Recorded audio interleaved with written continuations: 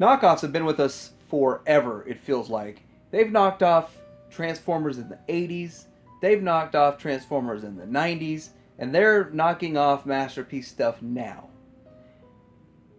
Welcome to the Titanium Hanger. This is Mike, and I'm coming at you with another video talking about knockoffs and also the phrase that I see the most, I'll wait for the KO, and I'm going to discuss that. I'm going to discuss that in length. So, I want to talk about the fact that knockoff used to mean junk. Knockoff used to mean garbage. Knockoff used to mean, well, it's back in the Voltron days. When there was a knockoff of a Voltron, it was lighter, cheaper, hollower, and we knew that those were junk. Now they're not. They knocked them off with die-cast, and then the paint didn't match and didn't look right. Then some of the colors didn't match.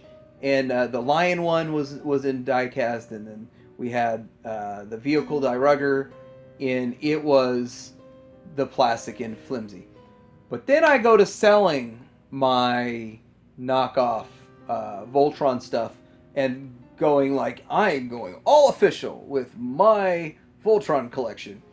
And I ended up making more money selling my knockoffs than selling my official. So the reason is because knockoffs, especially knockoffs from the 80s that are 30 years old plus, 30 plus years old, those knockoffs are sought after and desirable because they're different. Everybody's got the official and they got one of the official and whatever, but that people will eventually want to collect something different. So there's a market for aftermarket of knockoff stuff. So you fast forward to today. Today people look at knockoffs as this is, well, it's not junk like that old stuff was. In fact, it's getting close to the quality. As with this Dinobot, it was close to quality, but then sometimes it's even better. As in with the Megatron Wars, with the MP36, 5 different versions that are out, all but the first one had improvements over the original. And I know a lot of people swear by the original. So the whole I'll wait for the KO might mean a couple of different things. But when it comes to MP44, I know what I'll wait for the KO means. I'll wait for the KO means that they expect to pay $100 or maybe even $150 for a knockoff of the MP44. So I want to talk about a few things that are going to be related to this knockoff conversation. And I know you're going to say, Mike, you put the video out saying end of KO. Well, guess what? We halted KO. I didn't. They did.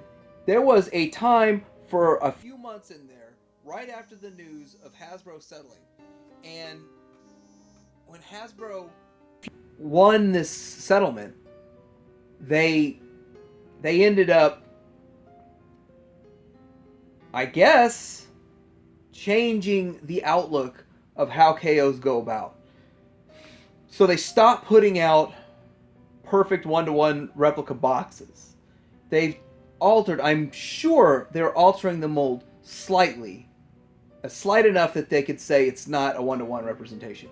I'm sure of all this because now KOs are showing back up. But there was a drought for about 3 months where no KOs, new KOs were showing up. And then Dinobot marked the beginning of the new generation of KOs. And we're seeing how they're doing it with this brown box special. Yeah, a lot of people say the brown box is to, it's to save money. Well, guess what? The whole point of the KO is you want the same as the original, but you want it cheaper. So I'll wait for the KO with Dinobot. Well, it seemed to work out because that KO is pretty decent. The box looks garbage, but it is what it is. So I'll wait for the KO with the Megatron. So we've got the Beast Wars Megatron. I'll wait for the KO on that too. Well, we don't know that it's officially getting KO'd, but it's a good assumption it will, especially with 2 companies doing Dinobot. But I'm not so into the Beast Wars, so that doesn't really make a huge difference to me one way or another. If there is a KO, I might buy it. If there's not a KO, I won't even care.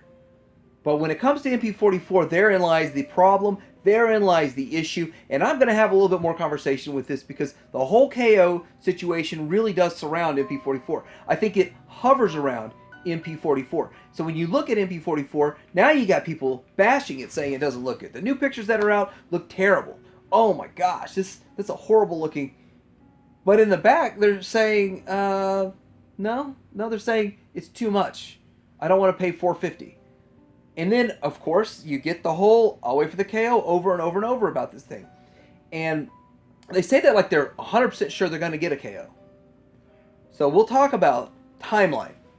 We won't know if a KO comes out of that until July of next year, July of 2020, because this will be out in September, and then you just add like 10 months, right? October, November, December, there's 3 months, and 7 into it, you're in July. So July we'll know. Now, we should know probably 2-3 months before July, because the pre-order should start coming up for the KO of it. And then if it includes the trailer, which the original KOs include everything, we just saw a KO of an MP10 with a trailer come out. It was the sleep mode version of the Dead Optimus Prime, and that one is $150 at all the retailers that are selling the KO of that. So we know that that's $150 of a mold that has been made 15 or 20 or 30, I might be wrong, it might be 30 KOs of different colors and different, it's been KO'd so much.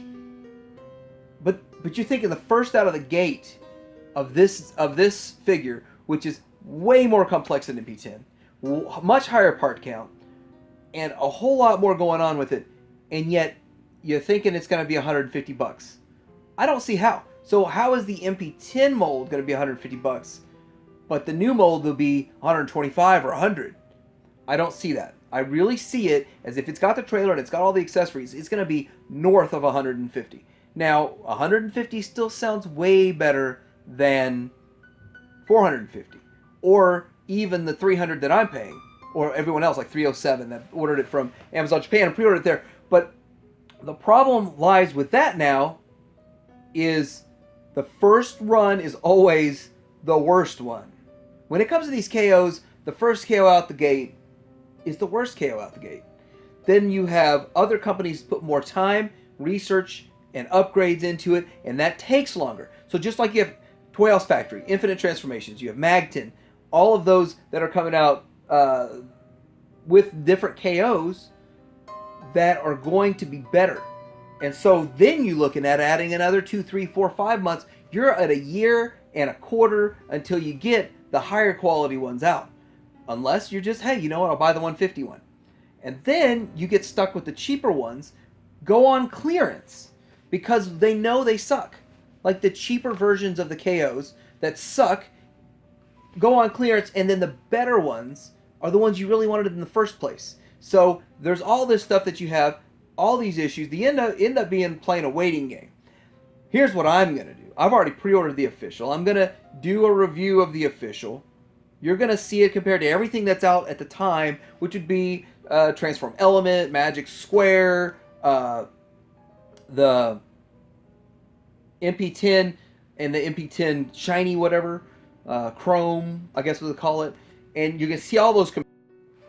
So after I do that comparison and do a video about it and talk about it, I'm going to put mine in my display.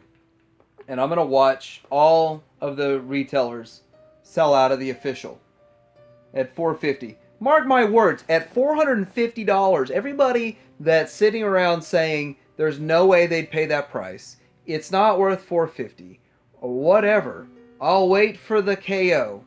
Somehow, magically, miraculously, it's going to sell out everywhere, just like MP10 did.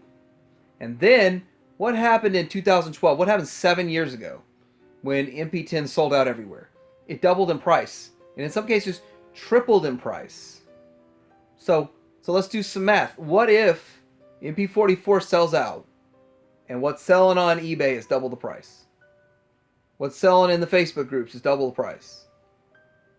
So 800 isn't even double the price. 800's only like a 75% increase or an 80% increase. So if, like for me, I got mine, get mine for like 3 something. So when it doubles in price, I'm probably going to sell mine. And then I'm going to wait for the KO. Because, that's just the way the world works. If it doesn't double in price and I'm wrong, then I'm going to sit with the official figure on my shelf and just be happy. It's not a big deal. And if KOs do come out, I'm going to buy one of every KO and compare it to the original. And that's just the way I'm going to do it. That's the bit of business that I'm going to take care of. That's how I'm going to handle the business. So there is that. And then the next thing I want to point out is how's Bumblebee going to be handled. And the only thing we really can tell is that we saw what happened with Sunstreaker. Now, Sunstreaker MP39 comes out. Only one run from one company of a KO of that thing, because it is really complicated to manufacture that thing. By the way, I guarantee you that's why there's not 2, 3, 4 companies, multiple production runs. The thing is hard. People were negative on that KO, which I have the KO, and it's fine. Mine's fine. Every single thing that people say is wrong with theirs isn't wrong with mine for some reason. And I'm quick to point out if something's wrong with mine.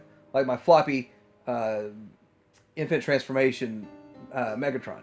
Like I have no reason to lie about that or to say that there's that one's better or worse than the other. I have the same leg in the game for every single company if I have them all. So, but with that, my KO is fine.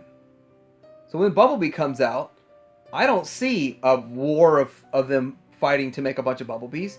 And when the initial run of the Bumblebee, if they KO that, if that initial run sells out, then they're going to be hard to get. Like right now, it's hard to get a KO MP39. It's going to be hard to get a KO MP Bumblebee. But guess what? MP Bumblebee is going to sell out too. Because in the end, if you step back and you look at it, that Bumblebee overall looks more like the cartoon than MP21. I felt like MP21 was a swing and a bit of a miss. But you know what? I joined the bandwagon with everybody. I went ahead and got it, but I felt like he was too small, which the new one's not going to be any smaller. But I also felt like he looked like he was fat. Like, Bumblebee doesn't look that fat. And so I've always felt this way. But then again, I was kind of thinking, well, maybe we just don't have a technological level to make it look as close to the cartoon. Maybe there are some of the animations are just a little bit too far out. And that's just how I made myself feel. But also, the fact that it doesn't turn into a penny racer, turns into a regular old VW bug. So there was that issue too. So I like that it turns into a penny racer. I'm probably going to try to flip it back and forth more than some of my other ones because these mini bots are a little simpler. But I don't like the price for a mini bot. Now I'm not going to lie. I pre-ordered mine. It's going to be right at $100. I think that's way too much. I think $60 is what it should be. I mean, how are you putting out larger size car bots, at $80, but you're going to charge $120 for a mini bot? I mean, that's just ridiculous. But anyway, where do y'all stand? What are y'all thinking? Do I just sound like I'm insane? And a lot of times, there's a very thin line between insanity and genius. And I tell myself I walk that every day. Like, subscribe. Titanium Hanger out.